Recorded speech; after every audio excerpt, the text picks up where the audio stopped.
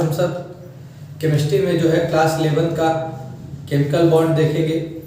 और इसे क्लास 11 ही नहीं, अपन नर्सिंग, नीट, जे लेवल के जो बच्चे होंगे या फिर बहुत बेसिक जानकारी लेनी हो, 8, 9, 7 कोई भी बच्चा होगा वो इसे समझ पाएगा। शुरुआत हो पाएगी उसकी केमिकल बॉन्डिंग की बहुत ही बेसिक जानकारी से अपन स्टार्ट करेंगे।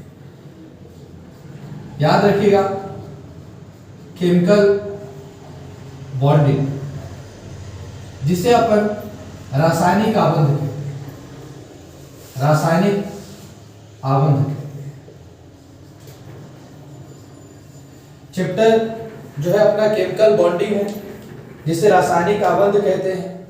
रासायनिक आबंध यदि आपको पढ़ना हो तो याद रखिएगा, आपको ये पता होना चाहिए कि रासायनिक आबंध जो है, पता भी होगा आपको, मुख्यतः जो भी अपन पढ़ते हैं 3 टाइप से पढ़ते हैं। एक होता है आयनिक बॉन्ड, जिसे अपन इंग्लिश में आयनिक बॉन्ड कहते हैं। आयनिक बंध का ही नाम विद्युत संयोजी बंध भी है। विद्युत संयोजी बंध, विद्युत संयोजी बंध, इसी को इंग्लिश में इलेक्ट्रो कोवैलेंट बॉन्ड भी कहते हैं। इलेक्ट्रो कोवैलेंट बॉन्ड भी कहते हैं, इलेक्ट्रो कोवैलेंट। दूसरा जो हमारा बंध है, इसे हम सहसंयोजी बंध कहते हैं। सहसंयोजी बंध, जिसे हम कोवैलेंट बॉन्ड कहते हैं, कोवैलेंट बॉन्ड। और जो लास्ट है हमारा, उसे हम कहते हैं उप सहसंयोजी बंध, उप सहसंयोजी बंध, जिसे हम इंग्लिश में कहते हैं कोऑर्डिनेट बॉन्ड, कोऑर्डिनेट बॉन्ड। याद रखिएगा, ये हमारे केमिकल बॉन्ड है, ठीक है। आयनिक बंध, सहसंयोजी बंध, उप सहसंयोजी बंध। मैं बात करना चाहूंगा कि आयनिक बंध, सहसंयोजी बंध, उप सहसंयोजी बंध क्या है। लेकिन इससे पहले यह बात करना है कि ये रासायनिक आबंध, रासायनिक बंध होता क्या है, ये चैप्टर ही क्यों बनाया गया, ठीक है। याद रखिएगा कि ब्रह्मांड में जितने भी कण उपस्थित होते हैं, ब्रह्मांड इंग्लिश में यूनिवर्स कहते हैं। आपको जो दूर दूर तक दिखाई दे रहा है वो सारी चीजें ब्रह्मांड के अंतर्गत आती हैं। ब्रह्मांड 2 घटकों से मिलकर के बना है यूनिवर्स। एक मैटर मतलब पदार्थ, और दूसरा ऊर्जा, एनर्जी। पदार्थ जो आपको दिखाई दे रहा है, जिसका कुछ भार है, जो स्थान घेरता है, ठीक है। जो भी आपको पेड़ पौधे दिखाई दे रहे हैं, इंसान दिखाई दे रहे, कापी किताब, कुर्सी, टेबल, चेयर, ये सब कुछ आपका पदार्थ है। पानी दिखाई दे रहा है, हवा पदार्थ है। और जो जिसका कोई भार नहीं, जो आपको दिखाई नहीं दे रहा, वो ऊर्जा है, ठीक है। याद रखिएगा, जो ब्रह्मांड है उसमें जितने भी कण हैं, प्रत्येक कण में, ब्रह्मांड में यदि कोई कण है तो उसमें स्थायित्व प्राप्ति की एक ललक और लालसा है। स्थायित्व प्राप्ति की एक ललक है, एक लालसा है। स्थायी होने चाहते हैं, यूनिवर्स के जितने भी पार्टिकल हैं सब स्टेबिलिटी को गेन करना चाहते हैं, ठीक है। तो इसका एग्जांपल दे दो, जैसे जिसके पास रहने के लिए घर नहीं है, वो सोचता है काश मेरे पास रहने के लिए ऐसे झुग्गी झोपड़ी हो जाए। जिसके पास झुग्गी झोपड़ी हो जाती है सोचता है काश मिट्टी का घर हो जाए। मिट्टी का घर हो जाता है, सोचता है काश मेरे पास सीमेंटेड हो जाए। सीमेंटेड होता है, सोचता है काश मेरे घर में टाइल्स लग जाए, और फिर उसके बाद मॉडर्न एम्यूनिटीज हो जाए, शॉवर्स लग जाए, स्विमिंग पूल्स हो। व्यक्ति हमेशा स्टेबिलिटी को गेन करना चाहता है, स्टेबल होना चाहता है, परमानेंट होना चाहता है। याद रखिएगा, उसी तरह से ब्रह्मांड में, ठीक है, जो प्रत्येक कण है वो स्थायित्व को प्राप्ति करना चाहता है। और जब स्थायित्व को प्राप्ति करना चाहता है तो एक बात याद रखिएगा कि परमाणु भी जो है, एटम, वो भी इस ब्रह्मांड के अंतर्गत ही आता है, परमाणु। और ये परमाणु भी स्थायी होना चाहता है, एटम भी स्थायी होना चाहता है, स्टेबल होना चाहता है। केमिस्ट्री में तो अपन परमाणु का ही अध्ययन करते हैं, ठीक ये एटम भी स्टेबल होना चाहता है। जैसे जिसके पापा अपन जो है, ठीक है, बात करते हैं छोटे पद में, वो सोचते हैं कि और हो जाए और हो जाए, परमानेंट हो जाए, मतलब स्थायित्व प्राप्ति करना चाहता है हर एक व्यक्ति ब्रह्मांड में, ठीक है, जो भी कण है उसके अंदर स्थायित्व प्राप्ति की एक ललक और लालसा होती है। उसी तरह से परमाणु भी जो होता है केमिस्ट्री का सबसे छोटा कण एटम, वो भी स्थायी होना चाहता है, क्योंकि ये जो परमाणु है वो अनस्टेबल है। अनस्टेबल मतलब अस्थाई है, ये स्टेबल होना चाहता है। तो ये परमाणु स्टेबल होने के लिए दूसरे परमाणु से क्रिया करता है, रिएक्ट करता है। एक एटम दूसरे एटम से आपस में रिएक्ट करता है। अब आप बोलेंगे तो क्या होगा? जब दो परमाणु आपस में रिएक्ट करेंगे, एक एटम दूसरे एटम से रिएक्ट करेगा, तो बनेगा हमारे पास मॉलिक्यूल। क्या बनेगा हमारे पास? मॉलिक्यूल बनेगा। और मॉलिक्यूल को हम क्या बोलते हैं? अणु बोलते हैं। मॉलिक्यूल को हम क्या बोलते हैं? अणु। मैंने कहा एटम था, अनस्टेबल था, स्टेबल होने के लिए दो एटम आपस में रिएक्ट करेंगे और क्या बनाएंगे? मॉलिक्यूल बनाएंगे। मॉलिक्यूल जो होगा ना, वो एटम की कंपैरिजन में स्टेबल होगा। मॉलिक्यूल क्या होगा? एटम की कंपैरिजन में स्टेबल होगा। स्टेबल मतलब स्थायी हो जाएगा। कोई सोचेगा वाह मजा आ गया, सर ने क्या बेहतरीन कॉन्सेप्ट बता दिया। आज से आपके पास एक चीज का उत्तर मिल गया कि परमाणु जो है अणु का निर्माण करता है, ठीक है, और परमाणु अस्थायी था और अणु स्थायी हो जाता है, पर अस्थायी से स्थायी होने के लिए करता है, अनस्टेबल से स्टेबल होने के लिए करता है। लेकिन पॉइंट भी नोटेड, समझ रहा है कि नहीं है? जहां आप कहीं भी हैं लिख लीजिए इस बात को, ठीक है, कि परमाणु अणु का निर्माण किया, यह स्थायी था, यह स्थायी हो गया, है ना? तो ये रख लिया कि आपने, आप ये क्वेश्चन पूछिए टीचर से, जो भी शिक्षक आपको पढ़ा रहा है आपसे ये प्रश्न पूछना है कि सर ऐसा क्या हुआ कि परमाणु अस्थायी था जबकि अणु स्थायी हो गया, बताइए, इसका कारण दीजिए। तो चलिए अपन बताते हैं आपको। ये जो परमाणु था यह स्थायी था और अणु स्थायी हो गया, ऐसा क्या हुआ? तो ध्यान से सुनिएगा, केमिस्ट्री में ऊर्जा और स्थायित्व, स्टेबिलिटी, इन दोनों में क्रमानुपाती का संबंध होता है, उल्टा संबंध होता है। ऊर्जा को अपन बोलते हैं एनर्जी और स्थायित्व को अपन बोलते हैं स्टेबिलिटी। स्टेबिलिटी इनमें, ठीक है, विक्रमानुपाती रेसिप्रोकल मतलब उल्टा संबंध होता है। विक्रमानुपाती का मतलब उल्टा संबंध कैसे? जिसकी ऊर्जा ज्यादा होगा उसका स्थायित्व कम होगा और जिसकी ऊर्जा कम होगी उसका स्थायित्व ज्यादा होगा। अब आप समझ गए होंगे, परमाणु का स्थायित्व कम था, अस्थायी था, मतलब इसकी ऊर्जा अधिक थी, और अणु जो है इसकी ऊर्जा कम होगी तभी वो स्थायी होगा। ये बात तो पता चल गया आपको कि ऊर्जा और स्थायित्व यदि एक दूसरे के विक्रमानुपाती होते हैं और यदि अणु स्थायी हो गया है, उल्टा संबंध है। अणु स्थायी मतलब इसकी ऊर्जा कम है और परमाणु अस्थायी है मतलब उसकी ऊर्जा अधिक है। तो क्या ऐसा कारण है? फिर से क्वेश्चन बन गया। क्या क्वेश्चन बन गया कि परमाणु की ऊर्जा अधिक क्यों थी और अणु की ऊर्जा कम क्यों हो गई? सुनिएगा ध्यान से, इस बात की मैं उत्तर दे दूं। एनर्जी और स्थायित्व, ऊर्जा जितनी कम होगी स्थायित्व उतना बढ़ेगा। आप बोलेंगे सर कैसे, इसको समझाइए थोड़ा। मैं आपको डेली लाइफ में आपको समझाता हूं।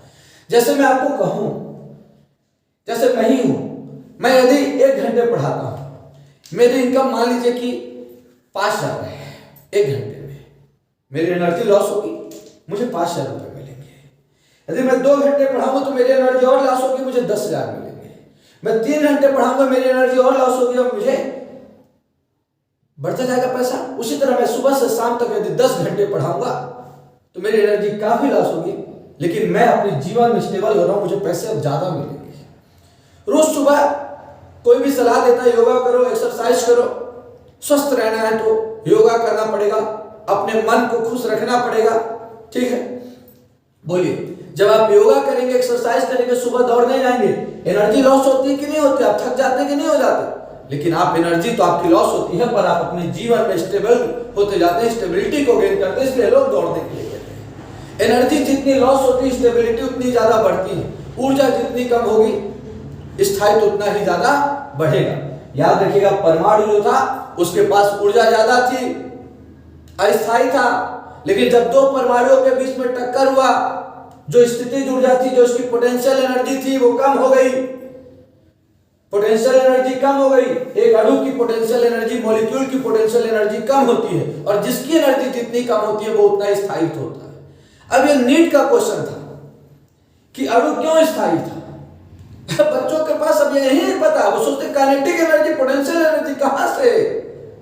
बच्चे आज यहाँ आपको समझने की जरूरत है, हर एक टॉपिक में नीट और जेईई की बात अपन कर लेंगे। ये 9th के सिलेबस, 10th 11th के सिलेबस में नीट और जेईई के क्वेश्चन तो खुद ही छुपे हुए थे। जब आपका 12th का एग्जाम चालू होता है, उसके पहले नीट का एग्जाम, जेईई का एग्जाम हो जाता है, या उसके बाद होता है, तुरंत हो जाता है। क्यों? भारत सरकार को पता है कि मैं 11th और 12th का सिलेबस ही देता हूँ। और जब भारत सरकार को ये पता है कि मैं 11th और 12th का सिलेबस देता हूं, तो फिर ऐसा क्यों कि लोगों के माइंड में ये बैठा हुआ कि अपन कोटा जाकर ही अच्छा कर सकते हैं। 11th और 12th का टीचर यदि उन्हें वो कांसेप्ट दे देगा तो उन्हें कोटा जाने की कोई आवश्यकता नहीं पड़ेगी। याद रखिएगा कि परमाणु की ऊर्जा अधिक होती है, और जब दो परमाणु आपस में टक्कर करते हैं तो ऊर्जा की कमी होती है, और परमाणु की तुलना में अणु की ऊर्जा कम होती है, और जिसकी ऊर्जा जितनी कम होगी वो उतना ही अधिक स्थायी होगा। बात समझ में आई कि नहीं? अब आप बोलेंगे सर ये सारी चीजें आपने मुझे समझाया, मुझे समझ में आ गया, लेकिन इसका रासायनिक आबंध से, रासायनिक बंध से लेना देना क्या है सर? तो देखो, रासायनिक आबंध से लेना देना क्या है। ये जो अणु बना है ना, इस अणु के अंदर परमाणु होगा कि नहीं होगा? अरे जब परमाणु से मिलकर के अणु बना है तो अणु के अंदर तो परमाणु होगा ही। कोशिकाओं से शरीर बना तो शरीर के अंदर कोशिका तो होगी ही, बॉडी के अंदर सेल तो होगा ही।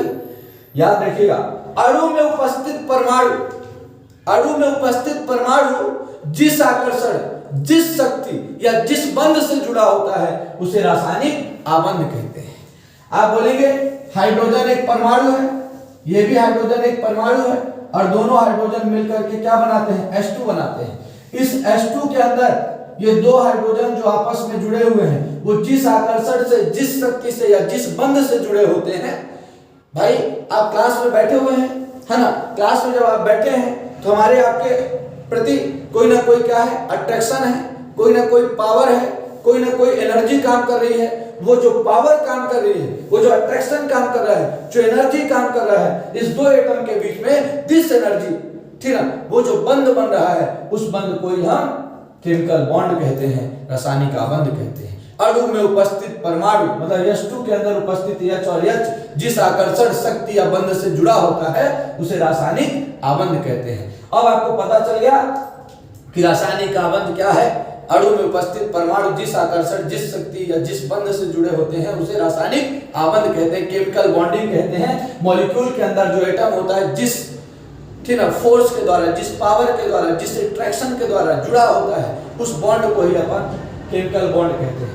3 टाइप्स है आयनिक बंध, सहसंयोजी बंध, उपसहसंयोजी बंध। आयनिक बंध क्या है, सहसंयोजी बंध क्या है, उपसहसंयोजी बंध क्या है? अभी मैं पढ़ाने से पहले एक बात आपके माइंड में फीड करना चाहता हूं। ये बात तो कंफर्म हो गया, आयनिक बंध है तब भी इसमें परमाणु परमाणु जुड़ करके अणु बनाएंगे। रासायनिक आबंध में भी परमाणु ही होंगे, उपसहसंयोजी बंध में भी परमाणु ही होंगे। लेकिन परमाणु जब आपस में जुड़े तो सभी में बंध बना, लेकिन आयनिक बंध नाम के ऊपर जब दो परमाणुओं के मध्य, जब दो परमाणुओं के मध्य मतलब दो एटम के बीच, जब दो परमाणुओं के मध्य दो एटम के बीच बनेगा तो हमेशा दो परमाणुओं के बीच, जब दो परमाणुओं के बीच, ठीक है, याद रखिएगा, इलेक्ट्रॉनों के स्थानांतरण से यदि कोई बंध बनेगा, इलेक्ट्रॉनों के स्थानांतरण से यदि कोई बंध बनेगा तो उस बंध को अपन क्या बोलते हैं? उस बंध को अपन क्या बोलते हैं? आयनिक बंध। इलेक्ट्रॉनों के स्थानांतरण से बनने वाला बंध, इलेक्ट्रॉनों के स्थानांतरण से बनने वाला बंध, इलेक्ट्रॉनों के स्थानांतरण से, स्थानांतरण से, ट्रांसफर ऑफ इलेक्ट्रॉन। अब बताऊंगा ये ट्रांसफर ऑफ इलेक्ट्रॉन क्या है। इलेक्ट्रॉनों के स्थानांतरण से, ये पहला ऑब्जेक्टिव तो यही बन सकता है, आयनिक बंध इलेक्ट्रॉनों के स्थानांतरण से बनता है, ट्रांसफर ऑफ इलेक्ट्रॉन से बनता है। आप बोलेंगे सहसंयोजी बंध कैसे बनता है सर? शेयरिंग ऑफ इलेक्ट्रॉन से बनता है बेटा, शेयरिंग ऑफ इलेक्ट्रॉन से बनता है। अब आप बोलेंगे सर ये शेयरिंग ऑफ इलेक्ट्रॉन क्या होता है? इलेक्ट्रॉनों के साझे से बनता है, इलेक्ट्रॉनों के साझे से बनता है। कौन सा बंध? सहसंयोजी बंध बनता है, शेयरिंग ऑफ इलेक्ट्रॉन से बनता है। आप बोलेंगे सर ये उपसहसंयोजक बंध कैसे बनता है? डोनेटिंग ऑफ इलेक्ट्रॉन से बनता है, डोनेट ऑफ इलेक्ट्रॉन। यहाँ दो परमाणुओं के मध्य इलेक्ट्रॉनों का डोनेट होता है, डोनेट होता है। क्या होता है डोनेट? डोनेट मतलब दान देना, इलेक्ट्रॉनों के दान देने से क्या होता है ये सब अपन आपको क्लास में बताएंगे, हर चीज आपको समझाएंगे। पहले आपको ये समझने की जरूरत है कि आयनिक बंध किसके द्वारा बनता है। आप सभी को पता चल गया इलेक्ट्रॉनों के स्थानांतरण के द्वारा बनता है। आप सभी को पता चल गया सहसंयोजी बंध कैसे, तो आपको पता है कि इलेक्ट्रॉन के शेयरिंग से बनता है, इलेक्ट्रॉनों के साझे द्वारा बनता है। अब आपसे कोई पूछेगा उपसंयोजक बंध कैसे बनता है, तो इलेक्ट्रॉनों के डोनेशन द्वारा बनता है, इलेक्ट्रॉनों के दान द्वारा बनता है। आयनिक बंध, सहसंयोजी बंध और उपसंयोजी बंध के बारे में हमने आपको छोटी सी जानकारी देने का प्रयास किया है कि आपसे कोई आपसे पूछ दे कि आयनिक बंध ठीक है कैसे बनेगा, तो आपको पता रहेगा इलेक्ट्रॉनों के स्थानांतरण द्वारा, ट्रांसफर ऑफ इलेक्ट्रॉन से बनेगा। सहसंयोजी बंध कैसे बनेगा, इलेक्ट्रॉनों के साझे के द्वारा, शेयरिंग ऑफ इलेक्ट्रॉन से बनेगा। अब बनेगा उपसंयोजी बंध कैसे बनेगा, डोनेटिंग ऑफ इलेक्ट्रॉन, मतलब इलेक्ट्रॉन के डोनेशन से बनेगा, ठीक है ना, इलेक्ट्रॉनों के दान से बनेगा। अब मैं आपको एक एक करके सारे बंध के बारे में जानकारी दूंगा। जैसे मैं आज आपको आयनिक बंध के बारे में भी बताऊंगा, मैं आपको सहसंयोजी बंध, उपसंयोजी बंध सारे को, है ना, जो इस पार्ट में हो सकता है वो अपन इस पार्ट में करेंगे, और जो यदि बच जाएगा तो अगले पार्ट में दे देंगे, है ना। और उसके बाद इस चैप्टर से जो भी क्वेश्चंस होंगे वो भी पढ़ा देंगे। लेकिन सबसे पहले तो हम आपको आज पढ़ाने जा रहे हैं आयनिक बंध पढ़ाने जा रहे हैं। आयनिक बंध पे ही हम बात करेंगे सबसे पहले कि आयनिक बंध में क्या क्या चीजें जानना जरूरी है आयनिक बंध से, है ना। टीचर्स पढ़ा देते हैं, इस बात का हमको ख्याल रखना है कि बच्चों को बहुत ही कम बातें करके ही, कम चीजें बता करके उनको अच्छा अच्छा कॉन्सेप्ट दे देना है, इजीली कॉन्सेप्ट दे देना है। ध्यान दीजिएगा थोड़ा सा। आज मैं आप सभी को बताने जा रहा हूँ क्या, आयनिक बंध, आयनिक बंध की जानकारी दूंगा, ठीक है ना। आयनिक बंध जिसे हम विद्युत संयोजी बंध भी कहते हैं, इंग्लिश में आयनिक बॉन्ड कहा जाता है, इसी का नाम विद्युत संयोजी बंध भी है। चलिए ध्यान से देखिएगा ये विद्युत संयोजी बंध क्या है, आयनिक बंध क्या है, जिसे इंग्लिश में इलेक्ट्रोवैलेंट बॉन्ड भी कहते हैं, इलेक्ट्रोवैलेंट बॉन्ड भी कहते हैं। चलिए, और याद रखिए केमिस्ट्री कहीं भी यही है। आप पीएटी का एग्जाम दीजिए, आप जेई का एग्जाम दीजिए, आप नीट का एग्जाम दीजिए, जो भी एग्जाम आपको देना है केमिस्ट्री का रास्ता यहीं से होकर गुजरता है, ठीक है। आपको कोचिंग पढ़ाना है, किसी बच्चे को बताना है, 9th 10th के बच्चों को समझाना है, आप यहाँ देखिए और सारी इंफॉर्मेशन उन तक पहुंचाइए। याद रखिएगा आयनिक बंध में सबसे पहला पॉइंट आपको क्या याद रखना है आयनिक बंध में, तो बहुत ध्यान से दीजिएगा, है ना, कि आयनिक बंध हमेशा मेटल और नॉन मेटल के बीच में बनता है, धातु एवं अधातु परमाणु के मध्य बनता है, अधातु परमाणु के मध्य बनता है।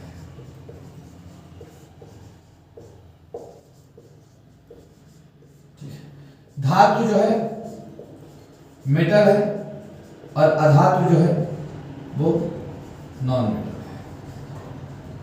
धातु और अधातु के मध्य ही क्या बनता है, हमारा आयनिक बंध बनता है। एक बात याद रखिएगा, दूसरा पॉइंट, कि धातु जो होते हैं, धातु इलेक्ट्रॉन त्याग कर, धातु इलेक्ट्रॉन त्याग कर, मतलब इलेक्ट्रॉन को रिलीज कर धनायन बनाते हैं, धनायन बनाते हैं। इंग्लिश में इसको कैटायन कहते हैं। और जो अधातु होते हैं वो इलेक्ट्रॉन को ग्रहण कर, मतलब इलेक्ट्रॉन को गेन कर ऋणायन बनाते हैं, ऋणायन बनाते हैं, ऋणायन मतलब एनायन बनाते हैं, एनायन बनाते हैं, ठीक है। तो धातु जो थे, धातु और अधातु परमाणु के मध्य आयनिक बंध बनता है। ये तो मैं बंध बता चुका हूं कि परमाणुओं के मध्य बनता है, एक परमाणु दूसरे परमाणु से जुड़ते हैं, जिस आकर्षण शक्ति या बंध से जुड़ते हैं उसे रासायनिक बंध कहते हैं। लेकिन आयनिक बंध क्यों हुआ, अब उसके पे कारण जारी है। आयनिक बंध हमेशा धातु और अधातु के मध्य बनेगा, डायरेक्ट धातु और अधातु नहीं जुड़ते, कभी नहीं जुड़ते धातु और धातु डायरेक्ट। पहले धातु इलेक्ट्रॉन त्याग कर धनायन बनाता है और अधातु इलेक्ट्रॉन ग्रहण कर ऋणायन बनाता है, ठीक है। अब जो धातु इलेक्ट्रॉन त्याग करके धनायन बनाया और धातु जो इलेक्ट्रॉन ग्रहण कर ऋणायन बनाया, अब यही धनायन और ऋणायन आपस में विद्युत आकर्षण बल द्वारा जुड़ जाते हैं, ठीक है। ये धनायन और ऋणायन आपस में किस बल द्वारा जुड़े होते हैं, याद रखना है, विद्युत आकर्षण बल, इसको विद्युत आकर्षण बल कहते हैं। जो चार्ज के बीच में, जो प्लस और माइनस के बीच में फोर्स काम करता है उसे विद्युत आकर्षण बल, या इसी को यदि कहना चाहें तो कूलाम बल कहते हैं। कूलाम साइंटिस्ट के नाम पर उन्होंने ही बताया था इस फोर्स पर कूलाम फोर्स। इसी को इलेक्ट्रोस्टैटिक फोर्स कहते हैं। स्थिर विद्युत बल बोलते हैं, स्थिर विद्युत बल, इलेक्ट्रोस्टैटिक फोर्स। इस धनायन और ऋणायन के मध्य कार्य करता है, कैटायन और एनायन के बीच में कार्य करता है और आयनिक बंध बनता है। ठीक है। और जिस यौगिक में आयनिक बंध पाया जाता है, जिस यौगिक में आयनिक बंध पाया जाता है उस यौगिक को आयनिक यौगिक कहते हैं। जिस यौगिक में आयनिक बंध पाया जाता है, यौगिक मतलब कंपाउंड, जिस कंपाउंड में, जिस यौगिक में आयनिक बंध पाया जाता है, जिस यौगिक में आयनिक बंध होता है, आयनिक बंध होता है, आयनिक बॉन्ड होता है, विद्युत संयोजी बंध उसी को कहते हैं, उसी यौगिक को आयनिक यौगिक कहते हैं, आयनिक कंपाउंड कहते हैं, आयनिक कंपाउंड कहते हैं, आयनिक कंपाउंड, आयनिक यौगिक कहते हैं। क्या मेरी बात आपको समझ में आ रही है?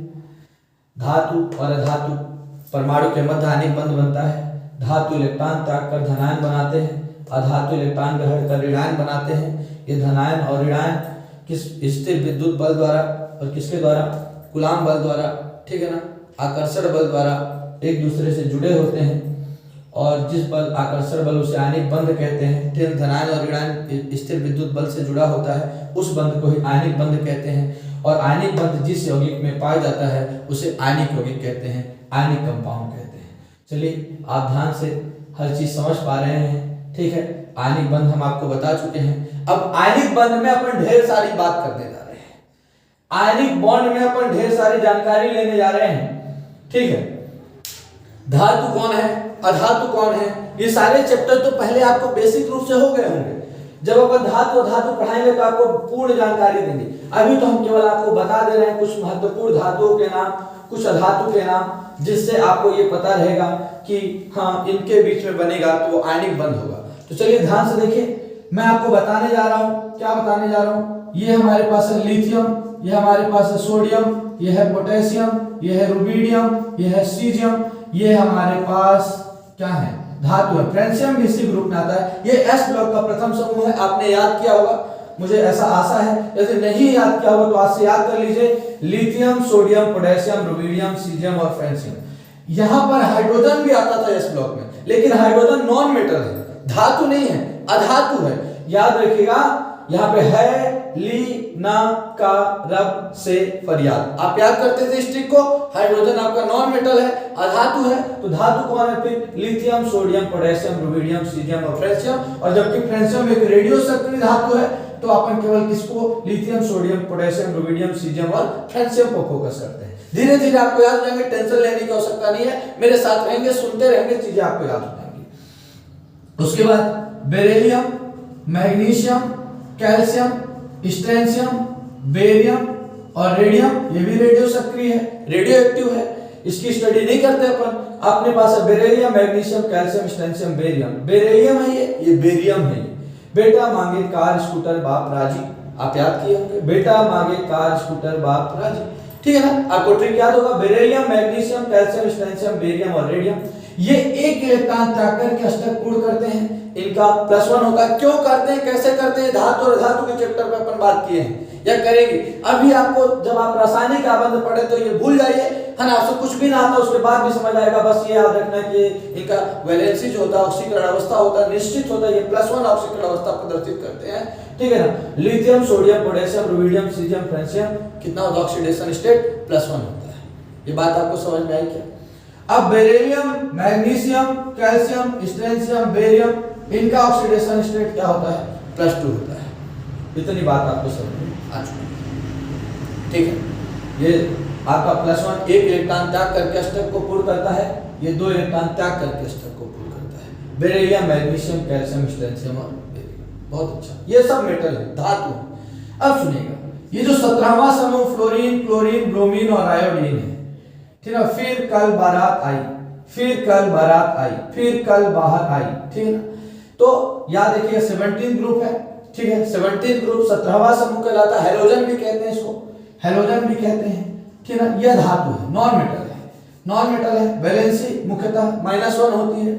ये उसके बगल वाला जो है sixteen group, oxygen, sulphur, selenium, tellurium, polonium भी आता है, इधर एस्टर्टीन भी आता है इसमें, समझ आया ना, इसका -2 होता है। उसके बाद अपन यदि बात करते हैं 15 ग्रुप की, तो nitrogen, phosphorus, arsenic, antimony, bismuth, ये आपका -3 होता है मुख्य रूप से। कार्बन भी अधातु है, -4 भी होता है, +4 भी, फिर इसके बारे में बात करेंगे। हाँ, इधर आपको ये चीजें आपको ध्यानपूर्वक समझनी है, ठीक है ना, सिलिकॉन को समझना है।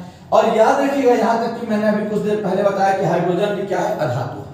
यहाँ पर कुछ एलिमेंट्स मुख्यतः आपको carbon, silicon, nitrogen, phosphorus, oxygen, sulphur, fluorine, chlorine, bromine और आयोडीन, और ये हाइड्रोजन। अभी तो आप इतने याद रखिए, ये नॉन मेटल की श्रेणी में इनको याद रखिए। क्या आप याद रख पाएंगे? क्या इसे धातु समझ पाएंगे? ये इलेक्ट्रॉन को ग्रहण कर ऋणायन बनाता है, ये इलेक्ट्रॉन को त्याग कर धनायन बनाता है, ये धातु है और ये अधातु है, समझ गए ना। खैर एस ब्लॉक, पी ब्लॉक अपन कह सकते हैं कि एस ब्लॉक के एलिमेंट्स धातु हैं, यहां तक कि डी ब्लॉक के भी धातु है, यह ब्लॉक भी धातु है। अधातु की श्रेणी में कोई है, ठीक है ना, तो वो कौन है? अपना 17 ग्रुप है, 16 ग्रुप है, 15 ग्रुप है, ये अपने नॉन मेटल की श्रेणी में है, ये अपने अधातु की श्रेणी में है। ये लेकिन ये क्या है? धातु की श्रेणी में। ये इलेक्ट्रॉन त्याग कर धनायन बनाते हैं और ये इलेक्ट्रॉन को ग्रहण करके ऋणायन बनाते हैं, ठीक। ये एस ब्लॉक के हैं, ये पी ब्लॉक के एलिमेंट्स हैं। अब हमको मेटल और नॉन मेटल के बीच में पढ़ना है, मेटल और नॉन मेटल की जानकारी लेना है। तो चलिए ध्यान से देखते हैं। देखिए, जो मेटल है वो इलेक्ट्रॉन त्याग करके धनायन बनाते हैं, और जो नॉन मेटल है वो इलेक्ट्रॉन को ग्रहण करके ऋणायन बनाते हैं। सब लिखते भी चलिएगा कॉपी में, ध्यान से समझते चलिए, जीवन के लिए बहुत ही उपयोगी चीज चल रही है, ठीक। अब आयनिक बंध की बात हो रही थी, मैंने कहा था धातु और धातु के बीच में आयनिक बंध होता है, तो मैं दिखाने जा रहा हूं आयनिक बंध कहां होता है, ठीक है। ये लिथियम है, ठीक है, +1 है, ये सोडियम है, +1 है, पोटेशियम है, +1 है, रुबिडियम है, +1 है, सीजियम है, +1 है, ये धातु है। और यहां पर जो फ्लोरीन है अधातु है।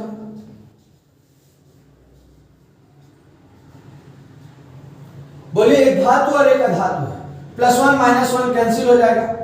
Lithium fluoride +1 -1 cancel, sodium fluoride +1 -1 cancel, potassium fluoride +1 -1 cancel, rubidium fluoride, caesium fluoride. ये धातु और अधातु के बीच में, मेटल और नॉन मेटल के बीच में बॉन्ड बन रहा है, धातु और धातु के बीच में बॉन्ड बन रहा है। आपसे कोई पूछेगा कि ये lithium fluoride, lithium chloride, lithium bromide, lithium iodide, बताइए कौन सा बॉन्ड है? आयनिक बॉन्ड है। एक धातु जुड़े और एक अधातु जुड़े, आयनिक बॉन्ड बनता है। आपसे कोई बोले sodium fluoride, sodium chloride, sodium bromide, अब आप बता पाएंगे महाराज कि इनमें आयनिक बंध है। आयनिक बंध क्यों है? क्योंकि एक धातु है और एक अधातु है। एक इस साइड का एलिमेंट्स और एक इस साइड का एलिमेंट्स है, मेटल और नॉन मेटल है। और जहां भी धातु और अधातु होते हैं वहां क्या होता है? कौन सा बंध होता है? आयनिक बंध होता है, आयनिक बंध होता है। आप बोलेंगे क्या सेकंड ग्रुप के साथ? बिल्कुल, सेकंड ग्रुप में मैंने लिख दिया BeCl2, MgCl2, मैंने लिख दिया CaCl2। अब आप बोलेंगे सर ये कैसे हो पाया? ये क्या धातु और धातु के बीच का बंध है कि नहीं है? बिल्कुल है, बेरिलियम धातु है, क्लोरीन। लेकिन मैं बता दूं, एक अपवाद यहां पर आपको मिल चुका है। मात्र बेरिलियम एक ऐसा है जो कि हैलाइड के साथ, हैलोजन के साथ आयनिक बंध नहीं बनाता है। हैलोजन मतलब 17 ग्रुप के साथ, क्लोरीन, क्लोरीन, ब्रोमीन और आयोडीन के साथ। ये देखिए धातु और धातु तो है, मैं कह रहा था धातु और धातु के बीच में। अरे एक्सेप्शन ही पेपर में आपका पीछा कर रहा होगा, और जो ऐसे लोगों के साथ जुड़े होंगे कि जो ऊपर ऊपर पढ़ा दे तो उनका 0 हो जाएगा। और यदि चीजों को समझना है तो ये बात याद रखना पड़ेगा कि जब बेरिलियम हैलोजन के साथ जुड़ता है तो धातु होते हुए भी और इसके धातु होते हुए भी यहाँ पर आयनिक बंध नहीं, सहसंयोजी बंध होता है। ये बस एक अपवाद याद रखना है, बाकी सब में आयनिक बंध है, सब में आयनिक बंध है, यहाँ भी सब में आयनिक बंध है। अब आप बोलेंगे सर ये बना कैसे? तो ध्यान से देखिएगा, मैग्नीशियम +2 होता है, क्लोरीन -1 होता है। Mg का गुणा 1 से, तो Mg का गुणा जब 1 से होगा तो 1 लिखने की आवश्यकता नहीं है, और Cl का गुणा 2 से तो Cl2। चार्ज से कोई मतलब नहीं होता कि प्लस है कि माइनस। अब 1 को हटा दिया तो MgCl2। Magnesium chloride, calcium chloride, strontium chloride, barium chloride, ये सारे के सारे आयनिक बंध बना रहे हैं, क्योंकि धातु और धातु के बीच में जब बंध बनता है उसे हम आयनिक बंध कहते हैं। अब आप बोलेंगे सर क्या हर बार आप हेलोजन ग्रुप जोड़ रहे हैं, क्या आप सिस्टीन ग्रुप को जोड़ करके भी बना सकते हैं? बिल्कुल बना देंगे। देख लीजिए, ध्यान से देखिए, सोडियम का +1 है, ऑक्सीजन का -2 है। सोडियम का +1, ऑक्सीजन का -2, Na का गुणा 2 से कर दीजिए, O का गुणा 1 से कर दीजिए, Na2O। सोडियम ऑक्साइड कोई पूछेगा कैसा है, तो आप बता देंगे इसमें आयनिक बंध है। क्यों आयनिक बंध है? क्योंकि एक धातु है और एक क्या है, अधातु है। धातु और अधातु के मध्य जो बंध बनता है उसे हम क्या बोलते हैं? उसे हम क्या बोलते हैं? आयनिक बंध कहते हैं। और ऐसे कंपाउंड को, ऐसे यौगिक को हम आयनिक यौगिक कहते हैं, ठीक है ना। ऐसे यौगिक को हम कौन से यौगिक कहते हैं? आयनिक यौगिक कहते हैं। मैं आपसे कुछ प्रश्न भी पूछना चाहूंगा, उस प्रश्न के बारे में आपसे जानकारी भी लेना चाहूंगा। उन प्रश्नों के बारे में, जैसे मैं आपसे जानकारी ले रहा हूं कि बताइए HCl में कौन सा बंध है? HCl में कौन सा बंध है? तो क्या बताएंगे HCl में कौन सा बंध है? आप ध्यानपूर्वक देखिए कि हाइड्रोजन मैंने कहा है नॉन मेटल है, और मैंने कहा कि क्लोरीन भी नॉन मेटल है, अधातु है। और जब दो अधातु आपस में जुड़ते हैं तो वो आयनिक बंध नहीं होता, वो सहसंयोजी बंध होता है। एक बात याद रखिएगा, आयनिक बंध तभी होगा जब एक धातु होगा, मतलब एक यहां तक के सदस्य में से कोई होगा, बेरिलियम को अपवाद बताया हाइड्रोजन के साथ, जब इधर का एक होगा धातु और इसमें से कोई एक जुड़ा होगा अधातु, तो धातु और अधातु के मध्य जो बंध बनता है, ये हाइड्रोजन और क्लोरीन तो दोनों अधातु ही हैं, तो आयनिक बंध नहीं है। आयनिक बंध तब होता जब लिखा होता CaCl2, तो ये आयनिक बंध है। क्यों? क्योंकि कैल्शियम धातु की श्रेणी में आता है और क्लोरीन अधातु की श्रेणी में आता है, और जब धातु और अधातु आपस में जुड़ते हैं तो आयनिक बंध होता है। आप बोलेंगे Cl2 कौन सा बंध है? अरे क्लोरीन और क्लोरीन, दो क्लोरीन जुड़े हैं ना, क्लोरीन तो अधातु होता है, और दो क्लोरीन परमाणु जुड़े हैं, कौन सा बंध है? अधातु अधातु जुड़ा है, आयनिक बंध नहीं है, वो सहसंयोजी बंध है। जब दो धातु जुड़े, मतलब दो धातु बोलो, एक धातु और एक अधातु जुड़े, एक मेटल और एक नॉन मेटल जुड़े, तब आयनिक बंध है। यदि अधातु और अधातु जुड़ते हैं तो आयनिक बंध नहीं है। तो मैंने आपको आयनिक बंध के बारे में थोड़ी सी चीजें बताने का भी केवल प्रयास किया है। अब मैं कुछ चीजों के बारे में बात करने जा रहा हूं आपसे। क्या बात करूंगा? तो ध्यानपूर्वक देखिएगा, मैं बात क्या करूंगा आपसे। देखिए, चाहे प्रथम समूह के आप हैलाइड ले लीजिए, प्रथम समूह के हैलाइड में आ जाएगा आपका LiCl, जो भी आप लेंगे LiX, इसी को हैलाइड बोलते हैं। जब हेलोजन ग्रुप जुड़ता है, सुलहवा समूह जुड़ता है तो उसे हैलाइड कहते हैं। जैसे फ्लोरीन से फ्लोराइड, क्लोरीन से क्लोराइड, ब्रोमीन से ब्रोमाइड, आयोडीन से आयोडाइड। चाहे आप लिथियम क्लोराइड ले लीजिए, चाहे सोडियम क्लोराइड ले लीजिए, चाहे पोटेशियम क्लोराइड ले लीजिए, चाहे रुबिडियम क्लोराइड ले लीजिए, चाहे सीजियम क्लोराइड ले लीजिए, धातु और धातु जुड़े हैं, हैलाइड जुड़ा है, आयनिक बंध है। आप बोलेंगे ऑक्साइड ले लीजिए, लिथियम ऑक्साइड ले लीजिए, सोडियम ऑक्साइड ले लीजिए, पोटेशियम ऑक्साइड ले लीजिए, रुबिडियम ऑक्साइड ले लीजिए, ये सारे के सारे आपके क्या हैं? आयनिक बंध वाले हैं, ठीक है ना। आपसे कह देंगे दूसरे समूह में बेरिलियम ऑक्साइड ले लीजिए, मैग्नीशियम ऑक्साइड ले लीजिए, कैल्शियम ऑक्साइड ले लीजिए, बेरिलियम क्लोराइड ले लीजिए, मैग्नीशियम क्लोराइड ले लीजिए, ठीक है, कैल्शियम क्लोराइड ले लीजिए। कुछ भी आप जोड़ते हैं धातु और धातु के बीच में, आप बोलेंगे सर लिथियम और 3 और N ले लिया, लिथियम नाइट्राइड ले लिया, कौन सा बंध है? आयनिक बंध है। क्यों आयनिक बंध है? क्योंकि लिथियम का होता है क्या? +1, और नाइट्रोजन का क्या होता है? -3। नाइट्रोजन अधातु है, लिथियम धातु है, ऐसे गुणा हो गया, Li का 3 से गुणा हो गया, Na का 1 से गुणा हो गया, लिथियम नाइट्राइड बन गया। ये भी क्या है? आपका आयनिक बंध है, ठीक है, हमने बताया। अब आयनिक बंध में आपको कुछ चीजें बताना चाहते हैं, कुछ चीजें समझाना चाहते हैं। चलिए ध्यान से देखिएगा, जिस चीजों के बारे में बताना और समझाना चाहते हैं हम ये बताना चाहते हैं आपको कि धातु से इलेक्ट्रॉन, हमने कहा धातु इलेक्ट्रॉन त्याग करके धनायन बनाता है। तो धातु जब इलेक्ट्रॉन त्याग करके धनायन बनाता है, ये लिथियम जो होता है ना, इसके पहले कोष में 2 इलेक्ट्रॉन होते हैं और इसके अंतिम कोष में 1 इलेक्ट्रॉन होता है। लिथियम का जो इलेक्ट्रॉनिक विन्यास होता है 2 और 1 होता है, इसका परमाणु क्रमांक 3 होता है। जो सोडियम होता है उसका परमाणु क्रमांक 11 होता है। पहले कोष में अधिकतम 2 इलेक्ट्रॉन, दूसरे कोष में अधिकतम 8 इलेक्ट्रॉन, तीसरे कोष में 1 इलेक्ट्रॉन। आप बोलेंगे पोटेशियम बताइए, तो पोटेशियम का 19 होता है परमाणु क्रमांक, 3 में 8 जोड़ दीजिए तो सोडियम का निकल आएगा, और 11 में 8 जोड़ दीजिए तो पोटेशियम का निकल आएगा 19। 2 8 8 और 1। मैं बताना क्या चाहता हूँ, लिथियम का परमाणु क्रमांक 3, तो 2 और 1 होता है। पहले कोष में 2 इलेक्ट्रॉन, अंतिम कोष में 1 इलेक्ट्रॉन। सोडियम का बोलेंगे तो पहले कोष में 2 इलेक्ट्रॉन, दूसरे कोष में 8 इलेक्ट्रॉन और तीसरे कोष में 1 इलेक्ट्रॉन। पोटेशियम की बात करेंगे तो बताइए, पहले कोष में 2 इलेक्ट्रॉन, दूसरे में 8, तीसरे में 8 और चौथे में 1 इलेक्ट्रॉन। आप देख पा रहे हैं जैसे हम नीचे जा रहे हैं तो कोषों की संख्या बढ़ रही है। यहाँ पे 2 कोष, यहाँ पे 1 2 और 3 कोष, यहाँ पे 1 2 3 और 4 कोष को सेल बोलते हैं। जैसे ऊपर से नीचे जाते हैं कोषों की संख्या बढ़ती जाती है। कोषों की संख्या जब बढ़ती जाती है तो अंतिम कोष नाभिक मतलब न्यूक्लियस और अंतिम कोष के इलेक्ट्रॉन के बीच की दूरी बढ़ती जा रही है। दूरी बढ़ती जा रही है, ये देखिए दूरी बढ़ रही है। नाभिक और अंतिम कोष के इलेक्ट्रॉन के बीच की दूरी बढ़ रही है। बोलिए ये जो प्लस है इस इलेक्ट्रॉन को मतलब इलेक्ट्रॉन वाला माइनस, ये प्लस इस माइनस को ज्यादा तेजी से खींचेगा क्योंकि माइनस पास में है। लेकिन जैसे ही इलेक्ट्रॉन की दूरी बढ़ती जाएगी प्लस अब उसको उतनी तेजी से अपनी ओर आकर्षित नहीं कर सकता।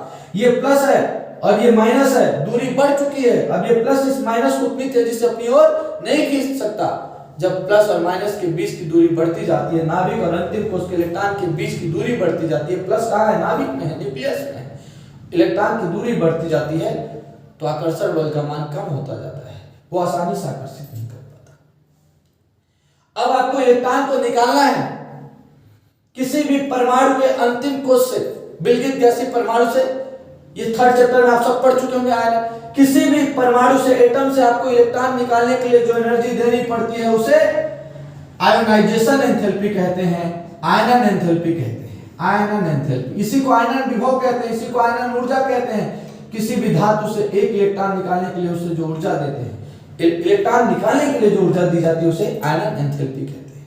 बोलिएगा इलेक्ट्रॉन निकालना यहाँ पे मुश्किल है, क्यों? क्योंकि इसका प्लस इस इलेक्ट्रॉन को ज्यादा तेजी से खींच कर रखा है। बोलिए एक अकेला आदमी, एक अकेला हाथ ठीक ना 20 न्यूटन का फोर्स से खींच रहा है। यहाँ पे दो हाथ मान लीजिए, समझ में आया कि नहीं है? अब यहाँ पे एक अकेला, यहाँ हाथ अब छोड़ दीजिए, बताइए यहाँ पे प्लस इसको ज्यादा तेजी से अपनी ओर खींच रहा है, यहाँ का प्लस इसको ज्यादा तेजी से अपनी ओर नहीं खींच पा रहा है क्योंकि इलेक्ट्रॉन की दूरी बढ़ चुकी है। अब ये प्लस और तेजी से इसको नहीं खींच पा रहा है क्योंकि इलेक्ट्रॉन की दूरी बढ़ चुकी है। बोलिए इलेक्ट्रॉन को निकालना वहां पर आसान होगा जहां पर आकर्षण बल का मान कम होगा। ये तो नाभिक बहुत तेजी से इसको आकर्षित कर रहा है, इस इलेक्ट्रॉन को निकालने के लिए बहुत ऊर्जा देनी पड़ेगी। ये भी प्लस इस इलेक्ट्रॉन को खींच के रखा है पर इससे कम खींच के रखा है, इसलिए इस इलेक्ट्रॉन को आप आसानी से ऊर्जा देकर के निकाल सकते हैं उसकी तुलना में। यहां से मुश्किल था क्योंकि ये प्लस इलेक्ट्रॉन को बहुत तेजी से खींचा है, लेकिन अभी उतनी तेजी से नहीं खींचा क्योंकि दूरी ज्यादा है। और सबसे कम इलेक्ट्रॉन पर बल लगाया है ये वाला, क्योंकि यहाँ से दूरी ज्यादा है। तो इलेक्ट्रॉन को निकालना सबसे आसान यहाँ पर होगा, क्योंकि जो नाभिक के जितना पास होता है लास्ट का इलेक्ट्रॉन वो उतना ही जकड़ा होता है, बधा होता है, उसको निकालना उतनी ही ज्यादा मात्रा में ऊर्जा देनी पड़ती है। समझ में आएगा? तो एक बात ये धातुओं के गुण में होता है इलेक्ट्रॉन निकालने का, आयनन विभव कहते हैं, आयनन एंथैल्पी कहते हैं। तो एक बात डिसाइड की गई कि आयनिक बंध में धातु होता है, मेटल होता है, जो इलेक्ट्रॉन को त्यागता है, इलेक्ट्रॉन रिलीज करता है, धनायन बनाता है। एक बात कह दी गई कि आयनन विभव धातु का कम होगा तो वो अच्छे से आयनिक बंध का निर्माण कर पाएगा। क्यों? ये शब्द का मतलब क्या था? मतलब धातु जितनी आसानी से इलेक्ट्रॉन त्याग देगा, उसके इलेक्ट्रॉन को निकालने के लिए जितनी कम ऊर्जा देनी पड़ेगी, वही तो उसकी आयनन विभव है।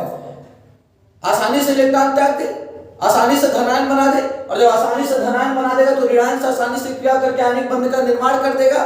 ये डिसाइड हो गया कि धातु का आयनन विभव जितना कम होगा वो उतनी आसानी से आयनिक बंध का निर्माण करेगा। मतलब उसके नाभिक और अंतिम कोष के इलेक्ट्रॉन के बीच की दूरी जितनी ज्यादा होगी, इस नाभिक का लास्ट के इलेक्ट्रॉन पर आकर्षण बल का मान उतना कम होगा, उस इलेक्ट्रॉन को निकालना उतना आसान होगा, उतनी कम ऊर्जा देनी पड़ेगी, आयनन एंथैल्पी का मान उतना ही कम होगा, वो उतनी आसानी से आयनिक बंध का निर्माण करेगा। अब एक प्रश्न मैं आपसे पूछता हूं, खैर ये सारी चीजों के बाद एक प्रश्न मैं आपसे पूछता हूं। बोलिए जैसे जैसे हम नीचे जाते हैं आकार बढ़ता जाता है, अंतिम कोष के इलेक्ट्रॉन पर लिथियम 2 और 1, सोडियम 2 8 और 1, समझे ना, इसी तरह बढ़ता जाएगा, पोटेशियम 2 8 8 और 1, समझ में आया? जैसे हम नीचे जाते हैं क्या हो जाता है, आकार बढ़ता जाता है। फ्रेंशियम सबसे लास्ट में आता है, लेकिन फ्रेंशियम की स्टडी नहीं करते। लिथियम का आकार इतना बड़ा है, सोडियम का इतना बड़ा है, पोटेशियम का इतना बड़ा है, रुबिडियम का इतना बड़ा है, सीजियम का इतना बड़ा है। बोले सबसे नाभिक का इलेक्ट्रॉन निकालना आसान कहाँ होगा? सीजियम में होगा। क्यों? क्योंकि नाभिक जो है और इलेक्ट्रॉन के बीच की दूरी बहुत अधिक है, ये प्लस इस माइनस को उतनी आसानी से नहीं खींच पाएगा और इस इलेक्ट्रॉन को हम आसानी से निकाल पाएंगे, इसके लिए आयनन एंथैल्पी का मान सबसे कम होगा। और जो जितनी आसानी से इलेक्ट्रॉन त्याग देगा, जिसके आयनन एंथैल्पी का मान जितना कम होगा, वो उतनी प्रबलता से आयनिक बंध बनाएगा। यदि कोई बोलेगा कि फर्स्ट ग्रुप में सबसे आसानी से आयनिक बंध कौन बनाएगा, तो सीजियम होगा, क्योंकि सबसे आसानी से इलेक्ट्रॉन त्याग देगा कौन? सीजियम। तो जिसका आयनन एंथैल्पी सबसे कम होगा, सबसे ग्रुप में सबसे नीचे वाला सबसे आसानी से इलेक्ट्रॉन त्याग देता है, धात्विक प्रकृति का हो जाता है, ठीक है ना, इसलिए वो सबसे आसानी से आयनिक बंध का निर्माण करता है, ठीक है ना। आपको पता चल गया कि फर्स्ट ग्रुप में कौन है, वो सीजियम है, ठीक है। उसी तरह सेकंड ग्रुप में कौन हो जाएगा? बेरियम हो जाएगा। सबसे लास्ट वाले को फ्रेंशियम का नाम क्यों नहीं लिया? क्योंकि फ्रेंशियम रेडियो सक्रिय है, उसमें रेडियम का नाम नहीं लिया, बेरियम का नाम ले रहा हूं। क्यों? क्योंकि जो है रेडियम रेडियो सक्रिय है। अब आप बोलेंगे कि धातु के लिए जो शब्द हम केमिस्ट्री में देखते हैं आयनन एंथैल्पी में, वो क्या देखते हैं? आयनन विभव, आयनन एंथैल्पी, आयनाइजेशन एंथैल्पी बोलते हैं उसको।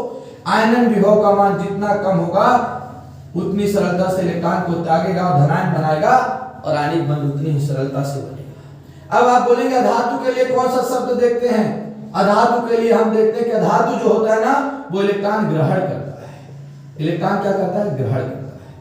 धातु इलेक्ट्रॉन क्या करता था? इलेक्ट्रॉन त्यागता था और धनायन बनाता था। ये इलेक्ट्रॉन ग्रहण करता है। और अधातु जब इलेक्ट्रॉन ग्रहण करता है तो ऊर्जा देनी नहीं पड़ती, ऊर्जा मुक्त होती है, ऊर्जा बाहर निकलती है। और ऊर्जा जो बाहर निकलती है उस ऊर्जा को हम कहते हैं इलेक्ट्रॉन गेन एंथैल्पी, इलेक्ट्रॉन ग्रहण एंथैल्पी, उसी को इलेक्ट्रॉन लब्ध एंथैल्पी कहते हैं, इलेक्ट्रॉन ग्रहण एंथैल्पी। और एक शब्द है जिसके बारे में आपने थर्ड चैप्टर में पढ़ा होगा, इलेक्ट्रॉन एफिनिटी। क्या बोलते हैं इलेक्ट्रॉन एफिनिटी को? इलेक्ट्रॉन बंधुता। उस पर भी अपन थर्ड चैप्टर में चर्चा करेंगे, यदि बताएंगे तो। अभी तो अपन फोर्थ चैप्टर की बात कर रहे हैं। याद रखिएगा कि धातु इलेक्ट्रॉन ग्रहण करके रेडायन बनाता है, उस समय ऊर्जा मुक्त होती है, और जो ऊर्जा मुक्त होती है वो इलेक्ट्रॉन ग्रहण एंथैल्पी कहलाता है। इस प्रक्रिया को इलेक्ट्रॉन ग्रहण एंथैल्पी कहते हैं। जिस तरह से धातु को इलेक्ट्रॉन निकालने के लिए ऊर्जा देनी पड़ती है, उसे आयनन विभव कहते हैं। उसी तरह धातु इलेक्ट्रॉन ग्रहण कर ऊर्जा मुक्त करता है और उसे हम इलेक्ट्रॉन ग्रहण एंथैल्पी कहते हैं। ऊर्जा जितनी ज्यादा मुक्त होगी, मैंने अभी पहले चैप्टर शुरुआत में बताया कि ऊर्जा जितनी बाहर निकलेगी, स्थायित्व उतना बढ़ेगा, और स्थायित्व तो बढ़ाना है। याद रखिएगा, अधातु के इलेक्ट्रॉन ग्रहण एंथैल्पी का मान जितना अधिक होगा, आयनिक बंध उतनी ही सरलता से बनेगा। आयनन विभव का मान, आयोनाइजेशन एंथैल्पी का मान जितना कम होगा, आयनिक बंध उतनी ही सरलता से बनेगा। और इलेक्ट्रॉन ग्रहण एंथैल्पी का मान जितना अधिक होगा, आयनिक बंध उतनी ही सरलता से बनेगा। आप बोलेंगे कि एग्जांपल से बताइए, सोडियम है। सोडियम सबसे पहले तो ये गैसियस स्टेट में होगा भाई, ये सॉलिड होता है, इसको अपन गैस में चेंज करते हैं, क्योंकि सॉलिड से कभी भी इलेक्ट्रॉन बाहर नहीं निकालते। ये आपने थर्ड चैप्टर में पढ़ लिया होगा, नहीं पढ़ा होगा आप बोलेंगे तो अपन बता देंगे आपको थर्ड चैप्टर बना करके। वो तो जितना अपन शुरू से बनाएंगे उतना बेसिक से आपसे बात कर रहे होंगे।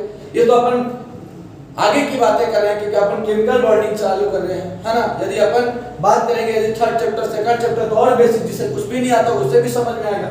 सोडियम सॉलिड स्टेट में होता है, पहले उसे गैस में बदलते हैं और गैस में बदलने के बाद उससे एक इलेक्ट्रॉन निकाल लेते हैं और Na+ बन जाता है। यही हमारा धनायन, और इसके लिए जिम्मेदार होता है आयोनाइजेशन एंथैल्पी, मतलब इलेक्ट्रॉन भी इसको बोलते हैं आयनन विभव। जितना कम होगा धातु से, उतनी सरलता से इलेक्ट्रॉन निकल करके धनायन बनेगा। लेकिन क्लोरीन जो है पहले अणु के रूप में होता है, गैस को हमेशा मॉलिक्यूल के फॉर्म में दिखाते हैं, होता तो गैस में ही है लेकिन मॉलिक्यूल के फॉर्म में। तो पहले इसको तोड़ देते हैं और क्लोरीन को पहले परमाणु के रूप में, एटम के रूप में चेंज करते हैं। अब एटम इलेक्ट्रॉन को ग्रहण करता है और ऊर्जा को मुक्त करता है, उसे बोलते हैं इलेक्ट्रॉन गेन एंथैल्पी, इलेक्ट्रॉन ग्रहण एंथैल्पी कहते हैं, इलेक्ट्रॉन लब्ध एंथैल्पी कहते हैं। और ये क्या बनाता है? Cl- बनाता है। इसका मान जितना अधिक होता है उतनी सरलता से आयनिक बंध बनाता है। आयनन विभव का मान जितना कम होता है उतनी सरलता से आयनिक बंध बनता है। इलेक्ट्रॉन ग्रहण एंथैल्पी का मान जितना अधिक होता है उतनी सरलता से आयनिक बंध बनता है। अब Na+ ये धनायन और Cl माइनस ऋणायन, अब ये प्लस और ये माइनस एक दूसरे को स्थिर विद्युत बल के कारण कूलाम बल के कारण एक दूसरे को अपनी ओर आकर्षित करते हैं और यानी Cl बना देते हैं। उस समय भी ऊर्जा मुक्त होती है, यानी प्लस और Cl माइनस जब आपस में मिलते हैं ऊर्जा मुक्त होती है। उस ऊर्जा को भी नाम दिया गया एली, उस ऊर्जा को भी नाम दिया गया एली। एली मतलब लैटिस एनर्जी, जिसे जालक ऊर्जा कहते हैं। क्या बोलते हैं? जालक ऊर्जा कहते हैं। तो 3 फैक्टर हैं जो इफेक्ट करते हैं आयनिक बंध को। पहला, आयनन विभव। आयनन विभव का मान जितना कम होगा आयनिक बंध उतनी सरलता से बनेगा। दूसरा, इलेक्ट्रॉन ग्रहण एंथैल्पी। इलेक्ट्रॉन ग्रहण एंथैल्पी का मान जितना अधिक होगा आयनिक बंध उतनी सरलता से बनेगा। और तीसरा, जालक ऊर्जा, लैटिस एनर्जी। लैटिस एनर्जी क्या है? जब एक धनायन और एक ऋणायन जब आपस में मिलते हैं और उस समय NaCl बनता है, तो धनायन और ऋणायन जब आपस में मिलते हैं ऊर्जा मुक्त होती है, ऊर्जा बाहर निकलती है, एनर्जी रिलीज होती है। This energy is known as lattice energy. उसी ऊर्जा को हम कौन सी ऊर्जा कहते हैं? जालक ऊर्जा कहते हैं। और जालक ऊर्जा जितनी बाहर निकलेगी, पहले स्टार्टिंग टाइम पे होता है, एनर्जी जितनी लॉस होगी स्टेबिलिटी उतनी ज्यादा होगी। और याद रखिए, जालक ऊर्जा का मान जितना ज्यादा होगा आयनिक बंध उतनी सरलता से बनेगा, उतना ही ज्यादा स्थायित्व होगा। तो याद रखिएगा, जालक ऊर्जा जितना अधिक होगा क्या होगा? आयनिक बंध उतना ही अधिक स्थायित्व होगा। ठीक है, जालक ऊर्जा का मान जितना अधिक होगा आयनिक बंध उतना ही स्थायी होगा, उतना ही स्टेबल होगा। बोलिए, प्लस और माइनस मिलते हैं उस समय जो एनर्जी निकलती है, जालक ऊर्जा। धातु से इलेक्ट्रॉन निकालने के लिए जो ऊर्जा देते हैं वो आयनन विभव, और अधातु इलेक्ट्रॉन ग्रहण करके जो ऊर्जा मुक्त करता है उसे इलेक्ट्रॉन ग्रहण एंथैल्पी। खैर, ये 13 चैप्टर में इसका डिटेल्स पढ़ा होगा, अपन ने बताया आपको। ठीक है, अब अपन आपको क्या बताने जा रहे हैं? अब मैं आपको कुछ महत्वपूर्ण बिंदुओं पर बात भी करूंगा। ठीक है, महत्वपूर्ण किस बिंदु पर मैं बात करने जा रहा हूं, तो ध्यान से देखिएगा। मैं आपको क्या समझाना चाहता हूं, यहाँ पर क्या बातें बताना चाहता हूं। ठीक है, मैं बातें अब ज्यादा नहीं करूंगा, है ना, समय को भी अपन ध्यान रखना पड़ता है। बातें तो मैं आयनिक बॉन्ड पे बहुत कर सकता हूं, लेकिन 10-15 मिनट का बात और मैं आपसे करूंगा। ठीक है, तो ध्यान से देखिएगा। ठीक है, कि ये लिथियम है हमारे पास, मान लीजिए। ठीक है, खैर अपन बता देते हैं, आपको डायरेक्ट बताने का प्रयास करते हैं कुछ चीजों पे। ठीक है, लैटिस एनर्जी के लिए आप कौन सी बातें समझेंगे, जालक ऊर्जा से रिलेटेड आपको कौन सी बातें समझना है, ठीक है, मैं बताने जा रहा हूं आपको। याद रखिएगा, पहली बात आपको यह समझना है कि ये हमारे पास लिथियम फ्लोराइड दिया है, ये सोडियम फ्लोराइड दिया है, ये हमारे पास पोटेशियम फ्लोराइड दिया है, ये हमारे पास रुबिडियम फ्लोराइड दिया है, ये हमारे पास सीजियम फ्लोराइड दिया है। पूछेगा सबसे ज्यादा ऊर्जा कहां पर निकलेगी, सबसे ज्यादा ऊर्जा कहां पर निकलेगी, मतलब जालक ऊर्जा सबसे ज्यादा किसका है, लैटिस एनर्जी सबसे ज्यादा किसका है, बताइए। इस लिथियम फ्लोराइड में लिथियम प्लस में है, फ्लोरीन माइनस में है, सोडियम प्लस में है, फ्लोरीन माइनस में है, पोटेशियम प्लस में है, फ्लोरीन माइनस में है, रुबिडियम प्लस में है, फ्लोरीन माइनस में है, सीजियम प्लस में है, फ्लोरीन माइनस में है।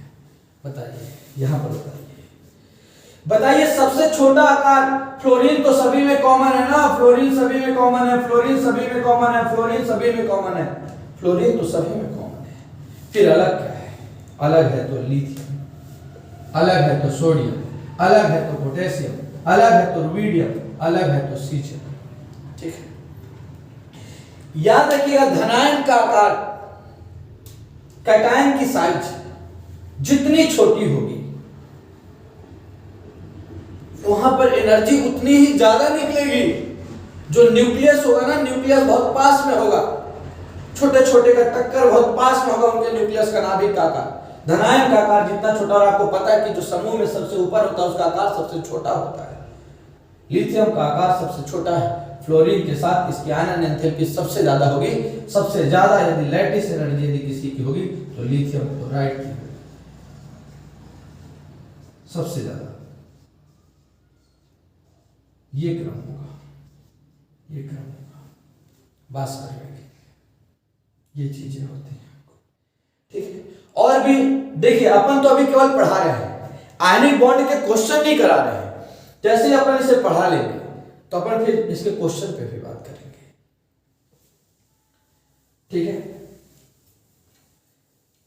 जैसे ही आपको ये वीडियो मिल जाएगी, इस वीडियो के बाद अपन इसके क्वेश्चंस पे बात कर लेंगे कि आनिक बंध से कैसे क्वेश्चन बनते हैं। अभी तो अपन बात करने चल रहे हैं इसके फिजिकल स्टेट पे, फिजिकल स्टेट पे बात करने जा रहे हैं। आयनिक बंध के भौतिक गुण, आयनिक यौगिकों के भौतिक गुण। आयनिक बंध जिस यौगिक में पाया जाता है, जिस यौगिक में आयनिक बंध पाया जाता है उसे आयनिक यौगिक कहते हैं, आयनिक कंपाउंड कहते हैं। उनके फिजिकल प्रॉपर्टीज।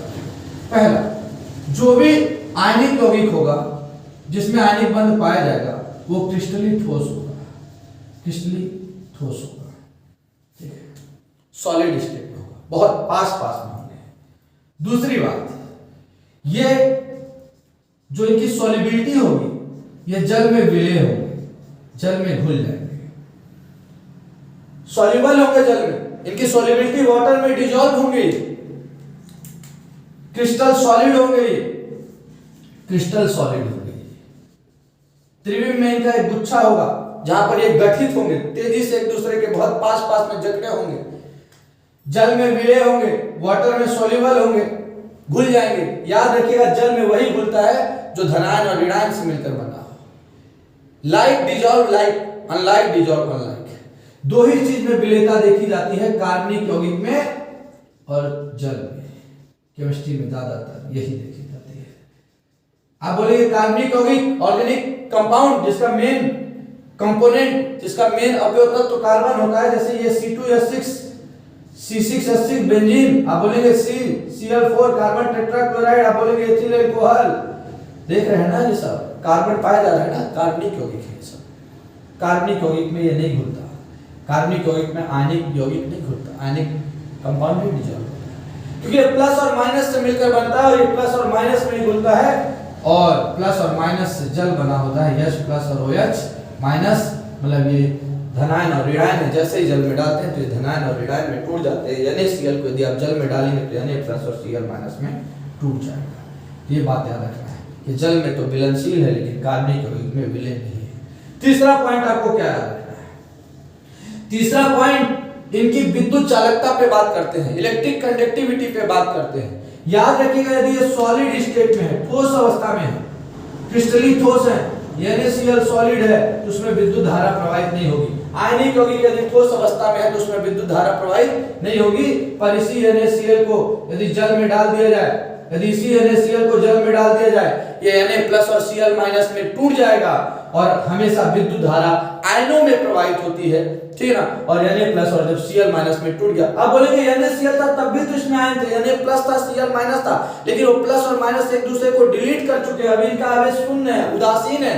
लेकिन जैसे ही जल में डालेंगे, इसी को इंग्लिश में फ्यूज बोलते हैं, फ्यूज या फ्यूजस, गलित अवस्था बोलते हैं इसको। यदि आयनिक यौगिक, आयनिक बंध जिस यौगिक में पाया जाता है उसे आयनिक यौगिक कहते हैं, और आयनिक यौगिक यदि ठोस अवस्था में तो उसमें विद्युत धारा प्रवाहित नहीं होगी।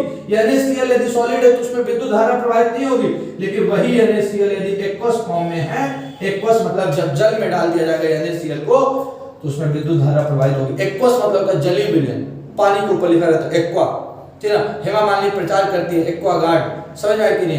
याद रखिए आर, ठीक है। तो याद रखिएगा NaCl को जब आप जल में डालते हैं तो उसमें विद्युत धारा प्रवाहित हो जाती है, क्योंकि धनायन और ऋणायन में टूट जाता है, वो गलित अवस्था में होता है। जबकि NaCl जब सॉलिड होता है तो उसमें विद्युत धारा प्रवाहित नहीं होती। उसके बाद अगली बात क्या करने जा रहा हूं, ये जो आयनिक बंध है इसमें गलित अवस्था में विद्युत धारा प्रवाहित होती है, परंतु ठोस अवस्था में नहीं होती। जो आयनिक यौगिक होता है, आयनिक यौगिक, याद रखिएगा ये अदिशात्मक प्रकृति दिखाता है, अदिशात्मक गुण, अदिशात्मक गुण। इसमें डायरेक्शन निश्चित नहीं होता, अनडायरेक्शनल होता है, नॉन डायरेक्शनल बोलते हैं, सॉरी अनडायरेक्शनल मैंने कह दिया था, नॉन डायरेक्शनल कहते हैं। अदिशात्मक गुण प्रदर्शित करता है। कैसे? Na प्लस को Cl minus Cl minus Cl minus Cl minus घेरे हुए हैं। अब जब घेरे हैं तो Na प्लस Cl माइनस को खींच रहा है, कहीं ज्यादा कहीं कम, कहीं ज्यादा कहीं कम, इसकी दिशा निश्चित नहीं है। जब धनायन और ऋणायन से जो मिलकर बना होता है, धनायन ऋणायन एक दूसरे को खींचते रहते हैं, उसकी दिशा निश्चित नहीं होती है। इसी को कहते हैं कि अदिशात्मक गुण प्रदर्शित करता है, ये अदिशात्मक गुण दिखाता है। इससे जब क्वेश्चंस पढ़ाऊंगा तो आपको मजा आएगा। अभी तो केवल आपको याद रखना है कि नॉन डायरेक्शनल को प्रदर्शित करता है, इसकी दिशा निश्चित नहीं होती है। अगली बात आपको क्या याद रखना है, आयनिक बंध में आपको अगली बात क्या याद रखना है, आयनिक बंध में अगली बात ये याद रखना है कि जो धनायन और ऋणायन से मिलकर बना जो टैचली अटैच है, एक दूसरे से एकदम तेजी से गठित है, उसको गर्म करके उबालने के लिए, उसको गलाने के लिए, उसको पिघलाने के लिए बहुत ज्यादा मात्रा में ताप देना पड़ेगा। मतलब आयनिक यौगिकों का गलनांक और क्वथनांक उच्च होता है। आप बोलेंगे गलनांक क्या होता है? इंग्लिश में मेल्टिंग पॉइंट बोलते हैं। जिस ताप पर कोई पिघलने लगता है उसे मेल्टिंग पॉइंट सामान्य भाषा में, तो इसका गलनांक उच्च होता है। इसको गलाने के लिए बहुत ताप देना पड़ता है तथा इसका क्वथनांक भी उच्च होता है। मतलब इसको बॉईल करने के लिए, उबालने के लिए, वायुमंडलीय दाब तक पहुंचाने के लिए, इसके वाष्प दाब को मतलब इसको गर्म करने के लिए, जैसे पानी को गर्म करने के लिए 100 डिग्री सेल्सियस देना पड़ता है, वो उसका क्वथनांक पानी का। लेकिन अपन यहाँ तो आयनिक यौगिक की बात कर रहे हैं, तो आयनिक यौगिकों का गलनांक और क्वथनांक बहुत उच्च होता है, बहुत ज्यादा टेम्परेचर देना पड़ता है, क्योंकि इनके जो अणु होते हैं धनायन और ऋणायन एक दूसरे में तेजी से गठित होते हैं। जब इनको अपन गर्म करते हैं तो बहुत ज्यादा ऊर्जा देंगे, तभी ये पिघलेगा और फिर उसके बाद तभी ये उबलेगा। ठीक है ना? पिघलने को गलनांक और उबलने को क्वथनांक कहते हैं। इनका मेल्टिंग पॉइंट और बॉइलिंग पॉइंट बहुत ही हाई होता है। ठीक है।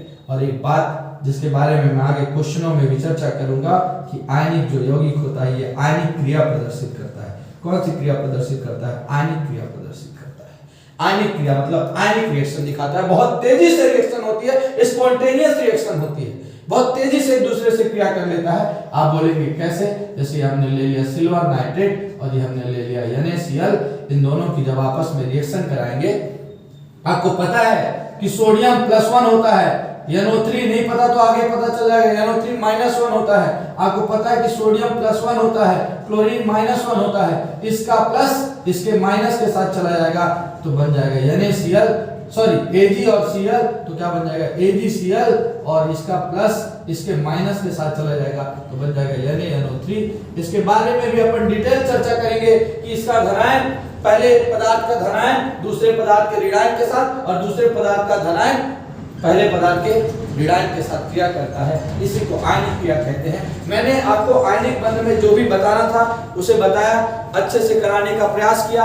याद रखिएगा कि आयनिक बंध से रिलेटेड जो क्वेश्चंस है वो आपको अगले वीडियो में कराएंगे। ठीक है ना? ये बताइएगा ये वीडियो आपको समझ में आया कि नहीं आया। मेहनत करते रहिए, ठीक है ना? और बहुत मेहनत करिए। बहुत बहुत धन्यवाद।